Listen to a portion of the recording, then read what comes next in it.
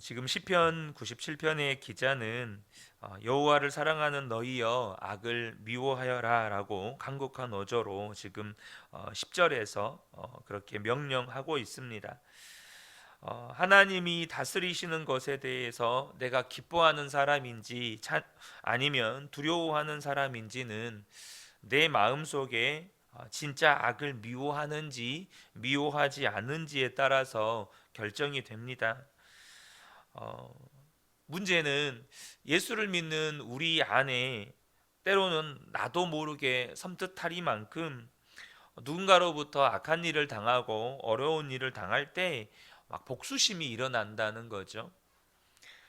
내가 당한 것보다 더 그 사람에게 악하게 대하고 싶은 마음이 막 부글부글 끓는 것을 볼 때가 있습니다. 무엇을 말하는 겁니까? 내가 악을 미워하는 게 아니라 사람을 미워했다는 거죠. 우리가 정말로 이 땅에서 깨어서 살지 않으면 우리가 하나님 앞에 서는 날에 우리의 모습의 실체를 보면서 우리 스스로가 정말로 두려워 떠는 일이 일어날 수도 있다는 것입니다. 예수를 믿고 구원받았다는 것에 확실한 증거, 확실한 우리의 삶에 일어나는 변화는 바로 우리의 마음이 바뀌는 일입니다.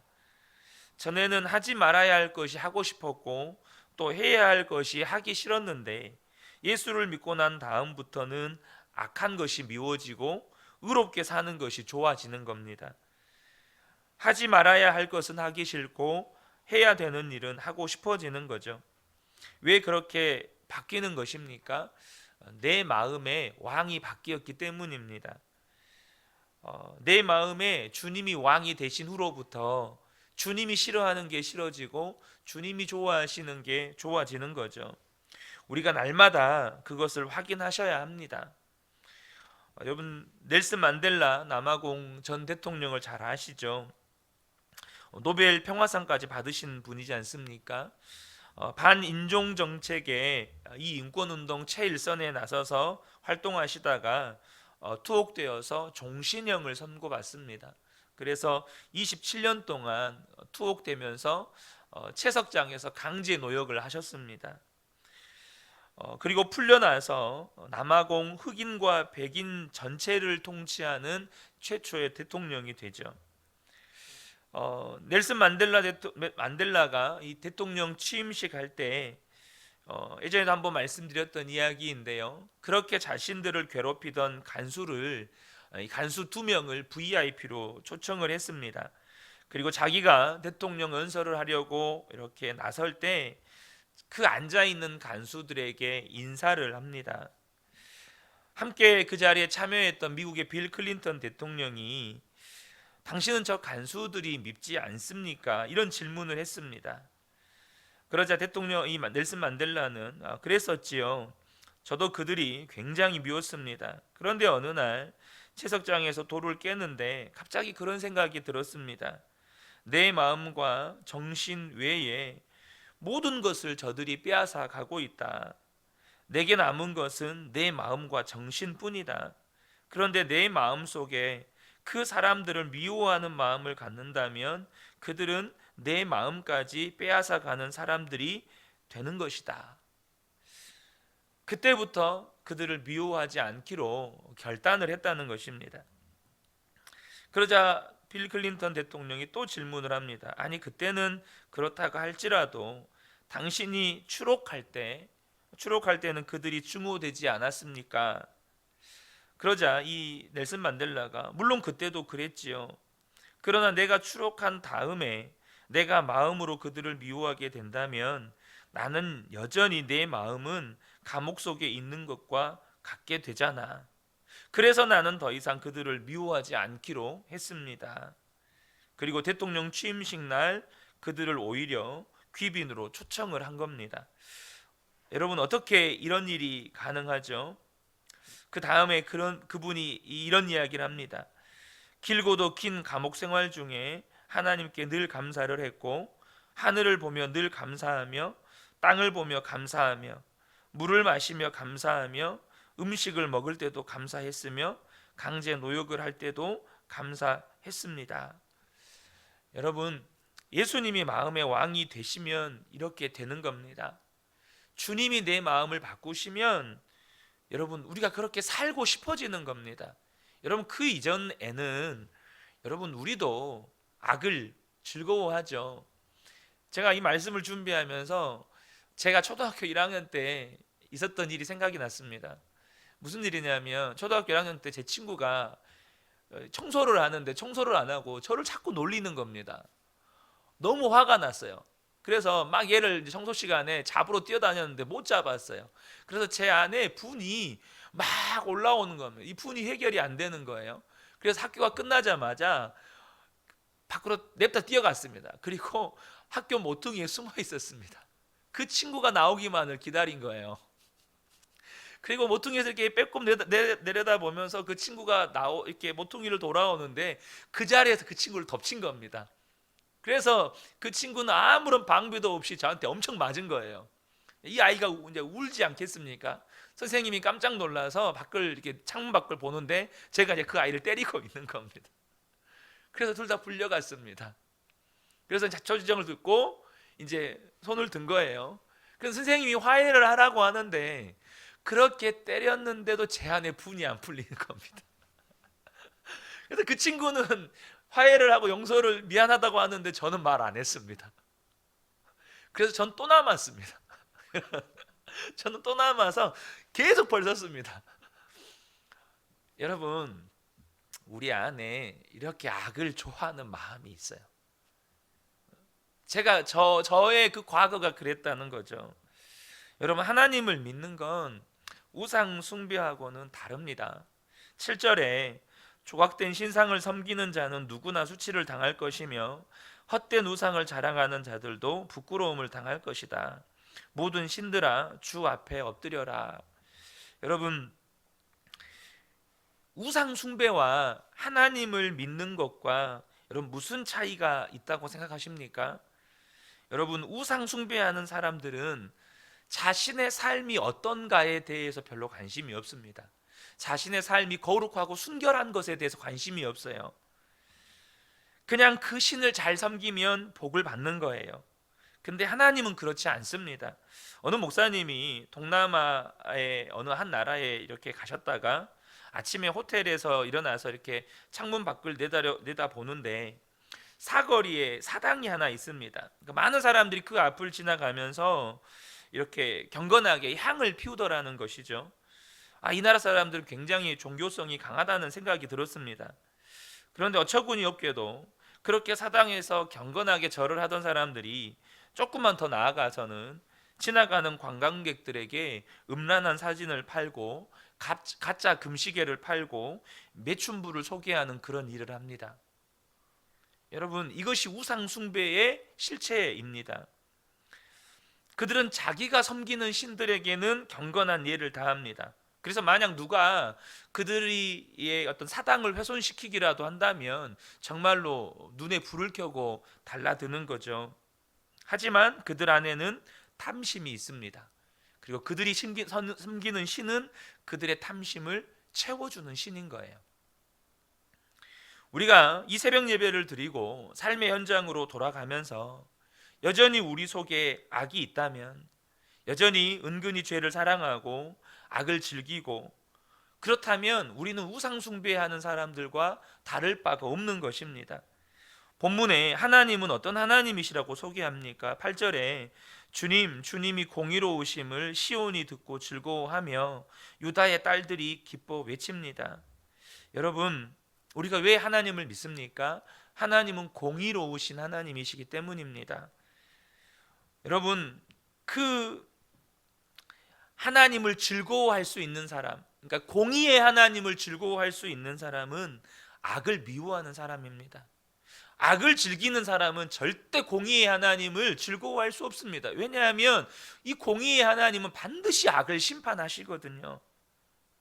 여러분, 우리가 하나님께 빌면 알라딘의 요술램프 지니처럼 혹은 도깨비 방망이처럼 복을 주시는 하나님, 그런 하나님이 아닙니다. 하나님은 공의로우신 하나님이시기에 우리가 악을 미워하는 자들일 때 하나님의 영광에 참여할 수 있는 겁니다. 그래서 하나님이 우리에게 악을 미워하라고 말씀하시는 것이죠. 여러분, 우리가 성경에 이런 말씀이 있잖아요. 사람이 오른뺨을 때리면 왼뺨을 내밀어라. 겉옷을 달라고 하면 속옷까지 주어라. 이게 어떻게 가능한 일입니까? 여러분, 이게 무엇을 우리에게 말씀해 주는 겁니까? 하나님은 우리에게 악을 미워하라고만 말씀하시는 분이 아니고 우리에게 그렇게 할 수 있는 능력이 되시는 분이라는 겁니다. 여러분, 사람은요, 누가 내 오른뺨을 때리면 나는 두 뺨을 다 때려야 됩니다. 누가 나에게 겉옷을 달라고 할 때 대가를 줘야 줄 수 있는 게 사람의 본성입니다. 그런데 어떻게 이 일이 가능합니까? 여러분, 주님이 우리에게 그러한 능력이 되시는 분이시기 때문입니다. 시편 기자가 악을 미워라고 말씀하면서 이런 말을 합니다. 10절을 보면 오늘 본문의 말씀에 보시면 너희는 악을 미워하라, 그 앞에 선행되는 말씀이 있어요. 그게 무슨 말씀입니까? 여호와를 사랑하는 너희여 악을 미워하라는 겁니다. 그러니까 악을 미워해라가 이 시편 기자의 말씀이 전부가 아니고 악을 미워할 수 있는 사람이 어떤 사람인가를 말해주는 겁니다. 누가 악을 미워할 수 있습니까? 주님을 사랑하는 사람만 악을 미워할 수 있는 겁니다. 주님이 그 마음의 왕이 되셔서 주님이 그 마음의 모든 생명과 능력이 되는 사람만 악을 미워하게 되는 겁니다. 여러분, 하나님을 사랑하는 사람은 악을 미워합니다. 하나님을 아는 사람, 하나님을 믿는 사람이 아니고 하나님을 사랑하는 사람. 그래서 하나님을 사랑하는 사람만 예수님께서 그 마음의 왕이 되셔서 마음에서 악이 미워지게 된다는 거죠. 10절 하반절도 보면 주님은 그의 성도를 지켜주시며 악인들의 손에서 건져주신다. 주님을 사랑하는 사람을 악에서 건져주신다는 것이죠. 그렇게 악을 미워하는 사람만 빛이신 하나님 앞에서 기뻐 뛰는 겁니다. 11절에 빛은 의인에게 비치며 마음이 정직한 사람에게는 즐거움이 샘처럼 솟을 것이다. 여러분, 악을 미워하는 사람 안에 주님의 기쁨이 샘처럼 솟는다는 거죠. 사랑하는 성도 여러분, 여전히 악을 품고 있는 사람, 여전히 악을 즐기고 은밀한 죄를 가진 사람은 빛을 싫어합니다. 빛이신 하나님이 두렵고 부담스럽습니다. 여러분, 저와 여러분의 마음 안에 여전히 혹 악을 좋아하고 혹 음흉하고 음란하고 거짓되고 욕심이 많고 누군가를 미워하고 분노하는 이런 마음들을 절대 내버려 두시면 안 됩니다. 그것은 우리가 하나님 앞에 서는 날 무엇보다도 두려운 일이 되는 것입니다. 베드로전서 1장 8절을 보면 이런 말씀이 있습니다. 예수를 너희가 보지 못하였으나 사랑하는도다. 이제도 보지 못하나 믿고 말할 수 없는 영광스러운 즐거움으로 기뻐하나니. 여러분, 무엇을 말씀합니까? 여러분, 주님을 사랑하는 사람, 주님을 사랑하는 사람은 정말로 주님을 기뻐합니다. 주님이 기뻐하시는 일을 기뻐합니다. 주님이 싫어하는 악을 여러분 싫어합니다. 이것이 마음 안에 뚜렷하게 나타납니다. 제가 언젠가 다니엘 선교사님 강의를 들었는데요, 이 다니엘 선교사님 강의 중에 이런 이야기가 있습니다. 자신의 친구 이야기인데요, 이분이 미국에서 신대원 다닐 때 어느 날 새벽 1시에 친구로부터 전화를 받습니다. 갑자기 의논할 일이 있다는 거예요. 근데 내일 아침에 만나자고 했더니 지금 꼭 만나야 된다는 겁니다. 무슨 큰일이 생긴 줄 알고 그 친구를 만났는데 그 친구가 하는 말이 자기가 사랑에 빠졌다는 거예요. 새벽 1시에 불러내서 사랑에 빠졌다는 이야기를 하니까 확 짜증이 나더라는 겁니다. 그런데 친구가 하는 말이 뭐냐 하면 자신이 인터넷 포르노 중독에 빠져 있다는 겁니다. 자신이 만나는 자매는 너무나도 사랑스럽고 귀하고 순결한 자매인데 나같이 더럽고 음란한 중독에 빠져 있는 내가 어떻게 그런 여인을 사랑한다고 결혼해달라고 말할 수 있겠느냐는 거죠. 선교사님도 그 이야기를 듣고 무엇을 조언해 줘야 될지 몰라서 어떤 도움도 주지 못하고 그대로 그냥 헤어졌다고 합니다. 그리고 1년 뒤에 그 친구를 다시 만났습니다. 그때가 궁금해서 물었습니다. 어떻게 됐냐고.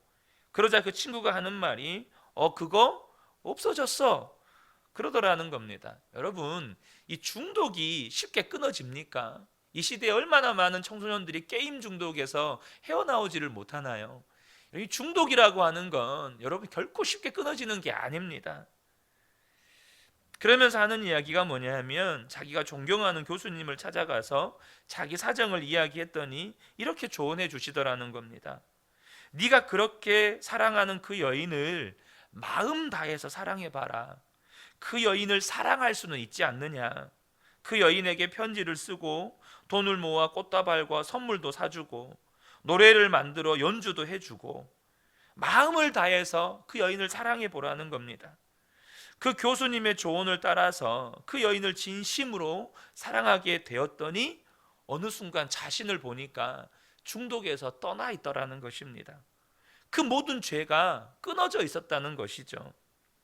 사랑하는 성도 여러분, 예수를 믿는 우리가 받은 놀라운 축복 가운데 하나는 예수를 믿었다는 것, 그리고 우리가 구원받았다는 건 예수님과 사랑의 관계로 초청받았다는 말입니다.